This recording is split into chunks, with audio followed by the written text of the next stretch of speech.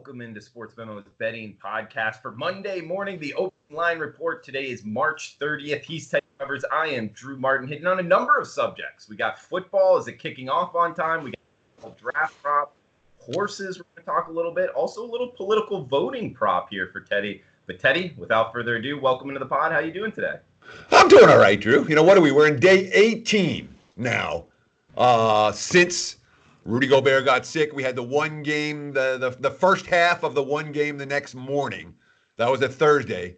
That was 18 days ago. It feels like 100 years ago, man. At the same time, you know, I've caught up on my sleep. I'm tan, rested, and ready, man. I wish we had something to handicap right now. But the good news, we do have something to handicap. You know, there's NFL draft stuff going on right now. Obviously, win totals and all that. We have college football. I did more work on college football in March this year than I've done in my life in the month of March. So, you know, I mean, I've got a couple conferences under my belt right now. That's progress. Whether it ends up meaning anything in August and September, I don't know yet. But for now, it's keeping me busy, and I'd rather be busy than, you know, let's get something productive done than sit around all day and, oh my God, you know, the sky is falling, the world is ending, yada yada. So I'm okay. And answer your question, Drew. 18 days in, and we're still breathing, and we're still functioning, and all of that. So, how about you? How are you holding up? Because, man, I think most of us are healthy. And to be healthy sitting around at home day after day, week after week, it gets a little freaky. How are you doing? You know, you live by yourself. That's not easy. How are you? Well, thanks for asking, Teddy. And yeah, I agree with pretty much the whole sentiment of what you were saying. I'm doing pretty good. I actually took a flight from Las Vegas. It was dead, man, and I think I was going a little stir crazy there. So, wait, Teddy, can you hear me okay? The background noise isn't too much? It's fine. Okay, we got some people cutting the grass outside here. I'm actually at my parents' house right now in Florida. So I took a JetBlue flight, the red eye, for $17 from Las Vegas to Fort Lauderdale, and there was 7 people on it. So I didn't touch anything, didn't sit next to anybody. I'm pretty sure I'm not infected, but overall, I mean, it was a nice flight. I'm back in Florida, so it's been great weather here, just kind of chilling, staying healthy. So overall, doing some self-improvement ideas, actually, trying to improve different life aspects, and like you, starting to get ready for college football. Actually, Rob Vino and I are going to be doing a college football weekly show here, kind of previewing different teams, coaching changes, and how we're going after the season. So if you want to join, you're more than welcome, Teddy. But overall, I'm doing a little college football work as well. Yeah, I mean, look, the first 10 days, I didn't do a damn thing. You know, I slept, I felt depressed, I was like, everything's coming to an end. You know, you feel terrible. And then all of a sudden, you know, I forget which day it was, I woke up, I'm like, all right, let's function at least, you know, let's do something. And then you start doing something and you start feeling better. You know, hey, I'm getting something. And whether or not the college football season takes place as expected, whether or not the NFL season takes place as expected, what I can do, what's within my power is to prepare myself for those seasons. You know, I don't have the power to solve the coronavirus. I don't have the power to get people back to work. What I do have the power is to be prepped and to be ready and to not sit around and you know, let the fears overwhelm the desire to succeed. You know, I'm hungry, man. I'm ready for something. And when we're done with this, I'm really, you know, we're all going to be poor. We're all going to be, you know, we got to make money right now. And my goal is when these games come, I want to be ready. I want my clients to be ready, and I want to make money from the very first games being bet.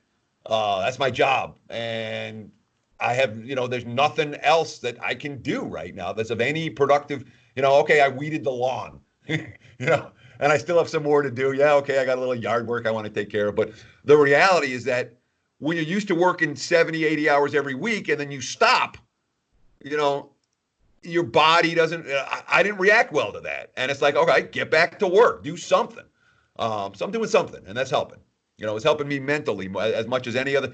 And whether the work I'm doing now ends up helping or not, it's giving me something to do. It's giving me a sense of where programs are at. And again, I'm working college football now. We'll start working the NFL, you know, post-draft. And if we get a schedule for the NFL, we can really start working it. But for right now, there's stuff to work on. So it's not like you wake up every morning, you got games to bet, you got to make immediate decisions. This is honestly, Drew, it's probably the part of handicapping I love the best, which is the preseason prep. You know, If you do your work, and again, there's the rush isn't there, the urgency isn't there, but if you do your work going into a season, man, week 1 you feel really good about the wagers you have, and week 2, and you're ahead of the markets, you're ahead of everyone that hasn't done work, you're ahead of everyone that's looking at last year, you're expecting everyone. I mean, you're legitimately ahead of the game. So for me, it makes me feel better to get some of this stuff done. And again, when you're doing work in March that you're not going to need till August, you don't want to go crazy with it. A couple hours every day, but a couple hours every day doing something positive and productive in this time is worth something, Drew. I encourage you, if you're out there and you're feeling, lethargic and miserable, find something to take, 2-3 hours of your day and focus on hard. It'll help. It's helped me. Yeah, it's helped me as well, Teddy. And what you said there is in terms of concentrating on the preseason prep, Teddy. It's something that I followed you, ER, Andrew Lang, the guys that kind of taught me this. And it's the reason that I don't really do the NBA is because I do college football, I do the NFL, and then it's just kind of right into college basketball. And there's not enough prep time for the NBA, so I feel behind. And people always ask, oh, why don't you bet it? It's because I always feel behind. And now this year, coming into it, when college football starts, man, I'm going to be more ready than ever before. And I think that that's a huge advantage for sports bettors out there, Teddy. Yes, but there's a caveat with that, and it's very real. Okay, the info we're reading right now is March info. And that may not be what we see in August. Again, I focus more on college football. True. Because the college football, we have schedules. We have the info's been there for college football. There are a number of teams that got through some of their spring practices. So I've spent the early, the focus here has been on college because the NFL's not ready. NFL's not baked yet. It's a half-baked offseason. We have a bunch of free agent moves. We haven't had the draft. We don't have a schedule for the NFL. And I know who teams are going to play. Yes, who teams are going to play in the aggregate. The actual layout of the schedule matters a lot for the NFL. We have that for college. So I've focused my early prep on college. But you have to, the caveat is be sure to know that the work you're doing now, hey, I thought, hey, this team's going to make me money. This team's going to be a big bet against. Make sure that what it looks like in March is what it still looks like in August. Because there's a much greater period of time for things to change and a much more uncertain offseason than we have most years. So the work I'm doing now, I'm comfortable with it. I'm glad I'm doing it, but it's stuff that will have to be brushed up significantly once we know what's going on late summer. And again, right now we know nothing. 2 weeks from now, we'll know a lot more about where we are in this crisis. A month from now, we'll know a lot more where we are in terms of COVID-19. Right now, everything's just going up. And in theory, that's supposed to stop. The curve is supposed to be flattened because we've all been sitting at home for weeks now, or many of us have been sitting at home for weeks now. So it's not supposed to, we're not talking about it ending, but the curve's supposed to be flattened, and once the curve is flattened, we can start talking about how we reopen society. And that's, obviously what we're trying to do in order to get football for this fall. And Teddy, talking about football this fall, if I opened a bet for you, and heck, if you guys like it out there, let us know at Drew Martin Bets on Twitter. You can find Teddy on Twitter at Teddy_covers. We'll try to get somebody in the industry to put this out. If I put the odds up in terms of football, and we'll include college football and the NFL. Let's talk about college football week 0 kicking off on time and the Super Bowl being played the day it's supposed to be played. So you got both of those events happening. What would you set the odds on that? College football week 0 kicking off when it's supposed to, and the Super Bowl kicking off when it's supposed to. Here's the question. Full season in between or no? Just those two happenings. So if a week 11 college football game isn't played, that would be okay. I mean, it's an underdog. Let's start with that. It's an underdog just for week 1. The Olympics have been canceled. Okay, the Olympics were canceled in March. The Olympics aren't the same flair as college football in the NFL. Got to understand, though. The Olympics are supposed to start when training camps open for college. Okay. Let's just say the time period is the same, late July. Okay. The Olympics are canceled in March. You're going to tell me that the amateur college kids are going to be out there at the time where the Olympic guys aren't going to play? It's an underdog, Drew. It's an underdog that this college football season starts on time.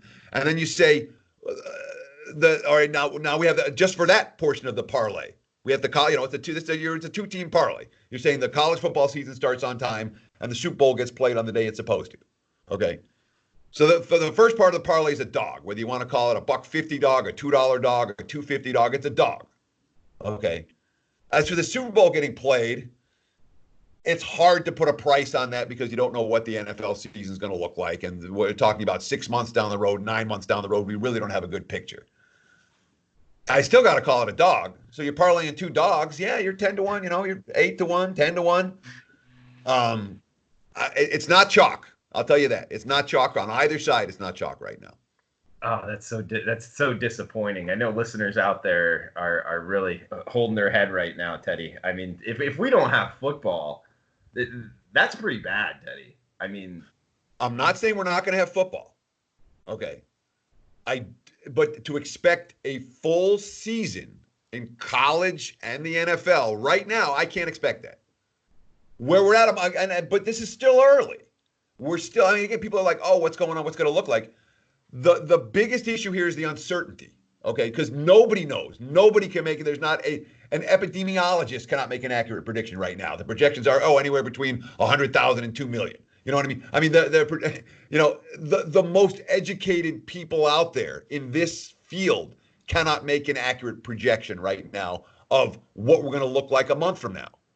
So how can we make that projection? How can we think that it's going to be a favorite, for this to happen? So, but this could all change. That's the whole thing, is that if someone offered me 10 to 1, will we have the first game, we have the college football kickoff and the NFL, the Super Bowl get played. You offer me 10 to 1, I'd probably take a flyer on the 10 to 1 on that as being possible, because it is possible. And there's the economic interest in getting college football going and getting the NFL going is meaningful. Okay. We're not talking about minor economic blips. We're talking about, whole portions of the economy. You don't think about how big football is in terms of the national economy. It's huge. Yeah. When you think about all of these towns that hosting games, and that's the 6 or 7 home games, that's the biggest day of the year for every business in that town. The economic consequences are pretty significant without college football. And without the NFL, you're talking about billionaire owners who are trying to, keep their fortunes. It's in TV ratings and all of that. I mean, there's a lot of money in place to keep things going and to find a way to get games played with or without fans and to find a way to get people something to watch on TV. So that's why if you give me 10 to 1 as a dog, say, yeah, I'll take the shot, because there's so many people with so much money involved. Maybe they find a way to get it done. Risk be damned. And Teddy, I guess a follow-up to that, because I don't disagree with you. I do think it's a dog as well. But by the time July or maybe even June comes around, when these decisions are going to have to be made, is week 0 college football, NFL week 1, is this really going to happen without fans in the stands, but the play on the field with the TV, being able to bet on it? That's kind of what I'm hoping for. At least I'll take it. I do want to go to a Raiders game in Allegiant Stadium. I want that to happen, but I'm okay with it just kicking off, no fans in the stands. Do you think by that time, I guess 2 questions for you. One, are we going too far? And in this question, I'm not saying that we are or we aren't, but heck, we're still under 1 million people infected by COVID-19, and there's over 6 billion people in the world. Do you think us as a culture are going too far in shutting down everything, or no? Do you have a feeling on that, Teddy? Our choice is having 100,000 dead, 2 million dead, or more than that. Okay. And it literally is a choice of what we do as a society. All right. I don't want to come off as harsh. Okay. We love sports. Sports are not the most important thing in life. Okay. I can understand people are like, oh, we got to cull the herd. It's the weak people who are dying. I'm not of that mindset. Okay. And if we lose 1 million people in the United States to this disease in the next year, we're looking at a different society when we come out of this in some ways, or more.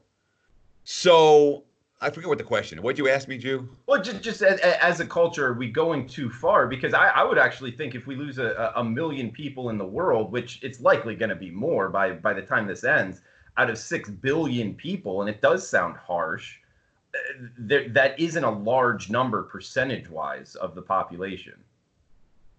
No, it's not. It isn't.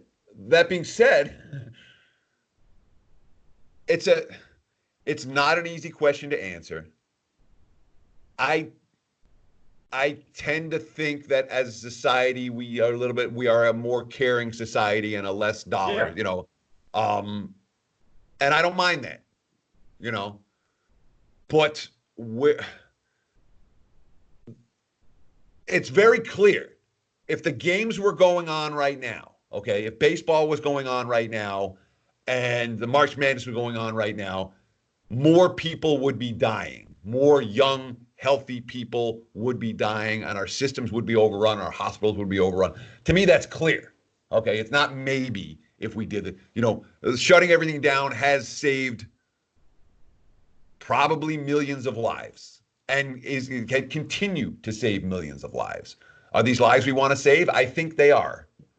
So, do I think we've overreacted? No, I don't think we've overreacted. And the issue is, again, most of us don't. Do you know anyone with COVID-19? I do not, no. Yeah, I mean, I know Rufus Peabody, a little bit. I know Rufus as well. Exactly. So, I know this guy over here that got it and that guy over there. There's no one in my life that has COVID-19, okay, that I communicate with on a daily basis, or you either. And by the end of this outbreak, that may not be the case. We may all know someone who has had the virus and is dealing with the virus and has come out the other end or hasn't. And right now, when I says it's just beginning, this is just beginning, Drew. This is stage one of what's likely to be a multi-stage process. And again, when you say flattening the curve, what flattening the curve does, it doesn't mean no one's going to get it. It doesn't mean no one's going to die from it. It just means the hospitals won't get overrun. And that's what we're trying to avoid, is the hospitals getting overrun. Because the hospitals get overrun, a lot of people die. And Teddy, I guess just the follow-up to that is, if the NFL and college football don't kick off, and let's just say this keeps going even further than a lot of people think, and there is no college football or NFL season, what do you think the sports betting world looks like on the other side of this? That's an interesting question, because, when you talk about, because there are two factors to it, okay? We have the action junkies who play every day, and it's not about positive expectation. It's about, let's have some action. There's a fair few of those, those people have now stopped betting, largely. I know you can bet virtual marble races and whatever else. Madden Sims, and sure, you can do that, but but the number of people who are, the number of people who are betting in an unhealthy way, I think will go down, perhaps, post, on the other side of this, because I think that people. That whatever, though I don't know if when it starts up, if people just start betting again too. But I think that at least some of the compulsive aspect of betting, I think this helps in the long term. When you talk about the wise guys and the pro money, and remember, exactly, professional money has dominated the betting markets for the last decade plus, and if you talk about my style of handicapping has come into play, has morphed itself into a style of handicapping that I'm looking to bet against the wise guys every bit as much as I'm looking to bet against the public, given the right opportunities. If it's a short-term dealio, and 3 months from now, we're on the other side of this, looking back at the other end, and things are open, I think the wise guy money will be pouring in just as much as it was. If we see a situation in terms of global economics where that wise guy money for sports betting is now getting used to pay rent and pay bills and all kinds of things, all of a sudden the public's influence on lines changes dramatically because the wise guy money isn't there to balance. So short term, I don't think that's an issue. If sports are out for 2020 and we're talking about 2021, the public's going to have every bit as much more influence than they have compared to the sharp money, because the sharp money isn't going to be as prolific as it once was. And what about this, Teddy? What about the number of sharp guys in the industry actually falling off here? Because if we don't have a football season, there's not a way to really make money in this industry. Sure, you got to get a job. Exactly. I mean, like a guy like me, I really only have two skills here. It's sports betting or the financial markets. And if we don't have a football season, Teddy, I mean, if I go into trading bonds or whatever the case may be, if I'm lucky enough to do that, how many other guys in this industry are going to go do the same thing? And therefore, not to say I'm some sort of sharp better, but you get my drift as far as people from this industry going to another industry, and just it is what it is, you know, and the industry actually becomes a lot smaller. So over the long term, that might be a benefit for us. If you have fewer sharp money players involved in the markets, that means that the good info doesn't get bet as heavily and could offer savvy bettors who are still involved in the process some pretty good opportunities that normally the wise guys gobble this up and the wise guy money isn't there. And that's possible. Again, we're talking about plausible scenarios. So I don't know that a dearth of sharp money in the markets would hurt guys like us. I think it might help. You just got to hang on, though. You got to make it there. That's the key, is hanging, you know, and for all, we're all saying, all right, if we can make it, you know, the original thing was, oh, well, we'll have NBA over the summer. We can make it through a month or two. You know, now we're talking about, all right, can we make it to the start of football? And if the start of football doesn't come, then all of a sudden, like, what do we want to make it to? You know, exactly. Yeah. It's like, so, you know, our industry is shut down. If you work in any aspects of sports, a professional or amateur sports in the United States, you're out of a job right now. Doesn't matter if you're the guy that sells the Cokes at Madison Square Garden, or the guy that sells tickets at the season ticket manager of the Miami Marlins, or whether you're a sports bettor here in Vegas. We're all of us are out of work right now. And if that goes on, you know, more than into fall, because we're all like, okay, we can hang. If that goes on into fall, now you have a lot of different people looking for jobs in a lot of different fields. And we're in a little bit of trouble, I would think. Because there's not going to be jobs out there, you know. Teddy, I got the draft props up ready to talk about, but is there anything else you wanted to talk about? Well, this is key, is that there's going to be a draft, okay? There's one thing, at this stage, we can be confident.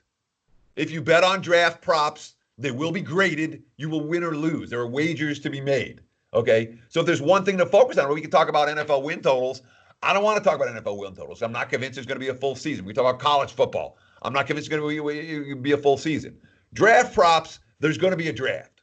Okay, so this is something we can bet on, and if we find good info, maybe we can win some money on. So over the next couple of weeks, where's the focus? What can I bet on now? What can I win with now? I'm with you on the draft being the single thing to focus on for bettors over the next week or two. Or three. All right, well, let's get after it, Teddy. And I believe we can bet on the NFL draft in the offshores, also in the Vegas books, New Jersey books. I'm pretty sure Vegas in offshore. I'm not sure about New Jersey. I've yet to place a legal bet in the state of New Jersey.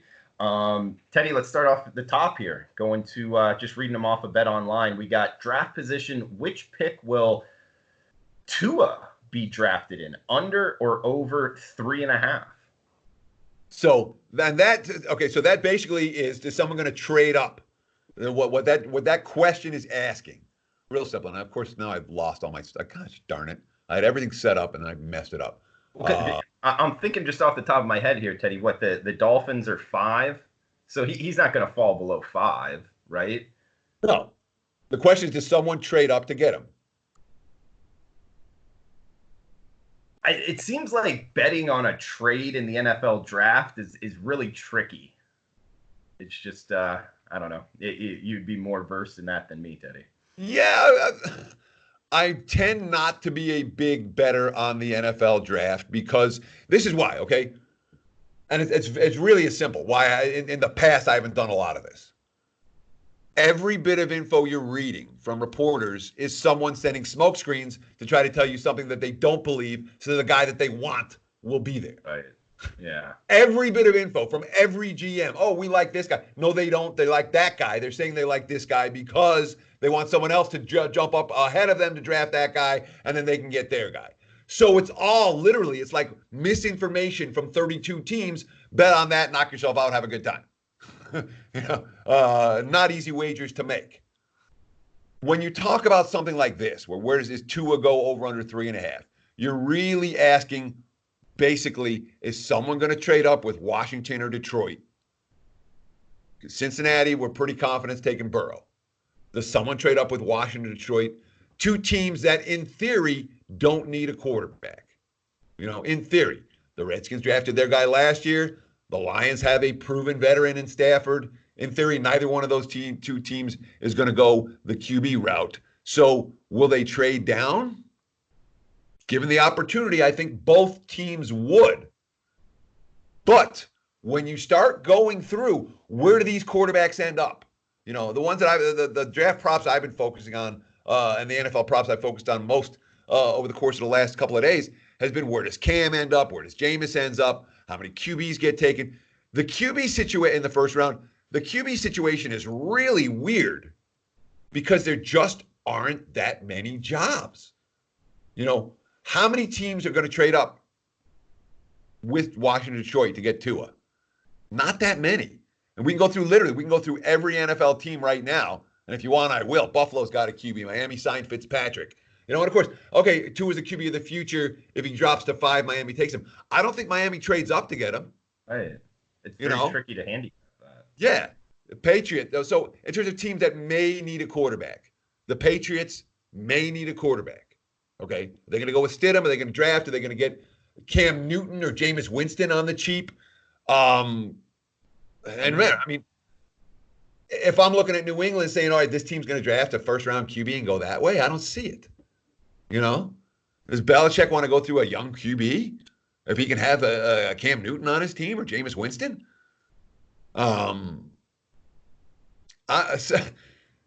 So there are a lot of questions with these draft props. At 3, again, over under 3 for Tua, or 3.5. That's the right number. So it's not a bet that I'm like, yeah, I got to make this bet. If I had to, you're betting on the trade to happen here. If I had to got to make a bet on this, I'd probably play under, because I do think that Detroit in particular will be willing to trade away their 3rd overall pick for someone to take Tua that wants him. And I think the Redskins want Chase Young, and I don't blame them. I'd want Chase Young too. Teddy, what about which draft position will Jordan Love be drafted in? Over or under 16.5 for Jordan Love? So with Love, and you're seeing a fair bit of variance on the Jordan Love props from one book to the next. I'm not sold on somebody moving up to draft Love. And again, this is the guy that you and I watched. I can't believe he's going in the first round, Teddy. It's, to me, it's again, he's the guy. He's got the measurables. Okay, he's a big guy. Jordan Love is not an NFL star quarterback, okay? And the team that trades up to the top of the first round and get him, I'm not convinced they're going to be in love with what they get. So I would have to take under on Love. And when we look around the league, there aren't many open. Everyone's talking about Jacksonville. Jacksonville, in theory, has their guy in Minshew. Everyone's talking about the Chargers. From 18 different quotes out of L.A., the Chargers want to give Tyrod Taylor a chance to succeed. They think he's the guy. He's never had a real chance in the NFL. He's shown signs. So as soon as a team like the Chargers or someone trades up to draft Tua, that ends the Tyrod Taylor experience ends right there. And from the quotes I'm seeing, they think he's good. And he might be. Better than a rookie QB? Yeah. For the long term, maybe not. For this year, maybe. Yeah, maybe. I mean, he could surprise. I could be wrong, but I've seen him play a lot of games, Teddy, and I think he's overrated. I would call him a mediocre. He's a replacement level QB. And if I had a chance between, okay, I can draft Tua or I can go with Tyrod Taylor and we're good this year. But the thing with the Chargers, they think they're good this year. And Cam Newton's out there. Jameis Winston's out there. And at this stage, you can probably get them both for pennies on the dollar. If you're good this year, do you want to draft Tua? Or would you rather go with Winston or Newton? To me, it's a no-brainer. If I want to win this year, I'm taking the veteran. The hungry. If I want to go for the Super Bowl aspirations, I want to go with Cam Newton. I would bet on, obviously a volatile pick and it could burn in your face, but a short-term contract on Cam Newton, I think that's kind of like, swinging for the fences maybe. And if you get good Cam Newton, it might work out well for you. Yeah, I mean, so if I had to pick between the two, I'm taking Winston over Newton in a New York minute. Really? Oh, yeah. Well, but the thing is, I don't know if you can get Winston on the one-year deal. If you can get the one-year deal for Newton, hey, yeah. Got a hungry guy with something to prove, a quarterback who's been to the Super Bowl, a quarterback who's been a clear leader and face of a franchise. I can understand what you're saying, but if I got to give a long-term deal to either guy, I'm giving it to Winston. Newton declined. The last 3 years, Newton has absolutely declined. I've seen it with my eyes. Winston makes bad decisions, but I wouldn't say that he's declined. Winston, the guy led the NFL in passing yards last year. He certainly has some upside. That said, Jordan Love under. Yeah. I agree with you on that. What about Justin Herbert over under 5.5 minus 300 to the over, under minus 5.5 plus 200. You're getting plus 200 on the over 5.5. Over 5.5 minus 300. Oh yeah. I mean, plus 200. Yeah, everyone's calling them all the mocks have them 6 to the Chargers. Okay. As a third QB taken. So I could only take the over there. And literally like mock after mock after mock. But again, we're still early with some of this stuff. And at this stage of the game, I ain't laying $3 on these draft props. You know what I mean? Yeah. I want some plus prices. I want where the markets have read things wrong. I'm not, okay, well, the market's already moved this to minus $3. Let's see. Those tend not to be the wagers I'm looking to make here. All that said, by draft day, the props you want to bet will all be minus prices. Be laying price with all of them. So in terms of when to do it, not a bad time right now. Teddy, what about some of these other bets like highest drafted wide receiver? You got, T. Higgins, Denzel Mims, Justin Jefferson, like those type of bets where it's, it's a selection of 4 or 5 guys. Or what about these, more first round draft props, LSU or Alabama? Do you ever get involved in any of those types? So normally I don't do that much with the prop, but those are the type of things that I expect to make some bets on in the next few weeks. Absolutely. Because again, the advantage of the NFL draft, of betting on this as opposed to some of the other crap people are betting on. I don't know anything about, I'm not a horse racing guy, okay? I can't pick the ponies in any real way. I'm not going to bet Madden Sims. I'm sorry. I'm just not doing it, and they're getting incredibly, the action on them is insane on these Madden Sims. It's not my cup of tea, so if I'm looking for something to handicap that I know the market, I know the leagues, I know the players, I know the teams, this is it. And these are bets that are going to get graded. They're not going to, the books don't get to keep this money forever. Like, if you make it, as we talked about on a previous pod, you can't make future bets right now unless you're really confident that you're going to be flush all year. Because if you're making future bets right now and the books hold that money, that may be money you need. When it comes to this, these are going to be graded one way or another, 3 weeks from now. So you can realistically make these bets if you find positive expectation opportunities and expect to find positive expectation opportunities and expect to get paid one way or the other and have, defined clear results on a clear date. So there's a benefit to betting these, absolutely. In terms of the how many which receiver goes first, this is all about reading the tea leaves, and we're still fairly early in the process in that regard. All that said, once the markets sense who somebody's going to draft, the numbers move pretty quickly. So we can read the tea leaves for a day or two. We don't really read the tea leaves in between now and when the draft takes place. we'll be behind the curve by then. Teddy, we got, I guess time-wise, we're running up against it, but I do have a political question for you because, guys, Teddy's kind of a political buff here, and we do this podcast each and every Monday morning at Teddy_covers on Twitter, at Drew Martin Bets on Twitter. Feel free to throw out any questions you want us to answer next Monday. Teddy, is there anything else you wanted to throw out NFL draft-wise?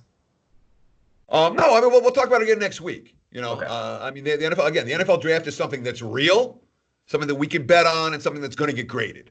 So I'm very comfortable talking NFL draft right now, and come up with, a whole bunch of as many props as you find. Let's go through them next week, and we'll bang bang bang, and see if a lot of them I'm not going to have an opinion on, but some of them I will. And that's that. Just like an NFL card, a lot of them you don't have an opinion on, but some of them you do. Absolutely, Teddy. So yeah, then next week we'll hammer the NFL draft hard. Want to finish it with this. I saw this one on the entertaining political pops here offshore. This one at Bet Online. Voting takes place on November 3rd, which I guess November 3rd is the main presidential vote here. So voting takes place on November 3rd. Yes, -1,000. No, +550. What are your thoughts on that bet? Well, okay, I'm going to bet the yes at -1,000. There are fairly few realistic scenarios that doesn't see the U.S. going to vote on November 3rd, and none of the scenarios that are yes are good scenarios. Right. All that said, you want to hedge, if you want to hedge against society, if we don't have a vote on November 3rd in the United States, I don't know what this country looks like November 4th. So if you want to hedge and say, well, society's coming to an end, and let me make sure I get some cash on that. You take the +550 there, and you're hedging off against things getting particularly weird. Oh man, yeah, that might be a hedge in itself though, because then there's going to be confidence issues with the dollar. The money you're making probably isn't worth as much in buying power. Teddy, that's a stream that would be a lot to go down. I guess my follow-up question to that would be, has that ever happened in the past? I guess there hasn't been a pandemic like this, but in the past, has there ever not been a presidential vote for whatever reason? Never. Wow. Okay. It would be a pretty significant constitutional crisis if there was no vote on November 3rd. It would, let's not even go down that rabbit hole. Okay. Again, if there's no vote on that date, it's not good news for any of us. Okay, for anybody anywhere. So again, if you want to hedge and say, all right, if everything's falling apart, let me get some plus 550 on. So I'll have a little cash in my account on November 4th. The only way to bet it is -1. Again, I think it's about -1,000 is an appropriate favorite price, maybe even higher than that. Because you can't picture a scenario in which there is no election that day. Okay. But from an actual life standpoint, maybe you want some at +550. It'll put, if you need it, that's cash in your, and you will need it if there's no election that day. We're all going to need something. So having a little bit of cash in your pocket as a hedge, there's dumber bets to make than that. Teddy, great stuff as always. Is there anything else you want to throw out there before we shut this down? Yeah, look, Drew, obviously you and I right now, we had stuff to do. I managed last week. I was able to keep myself busy the way the first week I wasn't. Getting some stuff done around the house, getting the long-term projects done around sports betting, and doing the work. Doing a little NFL and college work, or doing the college work right now on a day in day out basis. That's going to continue, man. And I know people out there have questions. Anything you want us to talk about. There's a team you have a question about. You have a draft prop you have a question about. At this stage, this podcast is 100%. Not that it always isn't, but it's 100% for you guys. What do you guys want? I'm going to talk NFL draft next week, but anyone with any questions, send them in at Drew Martin Bets, at Teddy_covers. I'll answer. Whatever it is, I'll answer it. Even if you ask me some stupid, embarrassing question about, I don't know. Well, maybe I won't answer if it's really embarrassing. But you know what I mean. Whatever feedback you guys are looking for on this stuff, it's your show. I really look forward to answering any tweets and answering them here on air next week. Absolutely. I second that, guys, and really appreciate the comments. Any shout outs on Twitter We love doing it. So each and every Monday, guys, we'll keep this rolling here. Hopefully not too much longer without sports to talk about, but we are here and we will answer any embarrassing questions you have. So for Teddy Covers, I am Drew Martin. Guys, be safe, wash your hands, and best of luck.